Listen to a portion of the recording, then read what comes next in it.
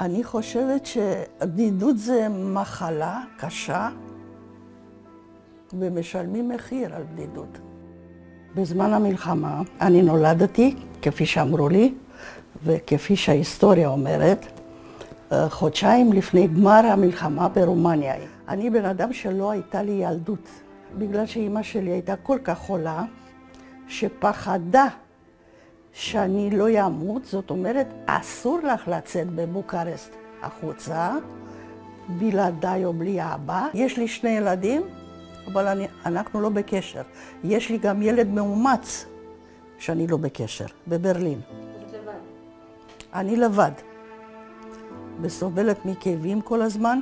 היה לי סרטן לפני 2 כל הזמן באים לך בראש דברים הכי טוב למות. למה אני חיה למשל? מה הסיבה? עם הילדים אני לא בקשר, נכון? אני חולה, לא יכולה לשים לי אפילו נעל. ומה שהכי גרוע, איך המדינה הזאת הדמוקרטית מתנהגת לאנשים כמוני. הם מכריחים אותך לאבד את הכבוד עצמי, וזה רע מאוד. דורכים עלייך עד כדי כך שאת כבר לא בן אדם. תראי, עד עכשיו, בגלל הקורונה, שנה האחרונה, קיבלתי 3,400 שקל מביטוח לאומי. עכשיו כתבו לי שיורידו לי 2,200 שקל לחודש. אני אומרת, תגידו לי, אתם לא מתביישים בכלל? אתם רוצים שאני אמות, אז תבוא עם האקדח, זה יותר ישר.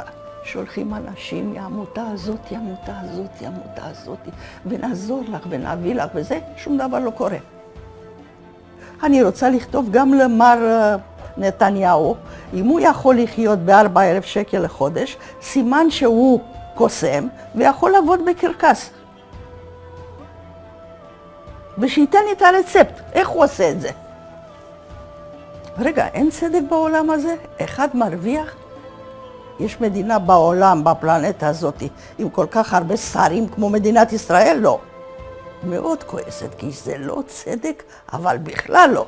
זה הבסיס של מדינה נורמלית, זה חינוך, בריאות ועסקיניים. אלא אם אתה רוצה להרוג אותם.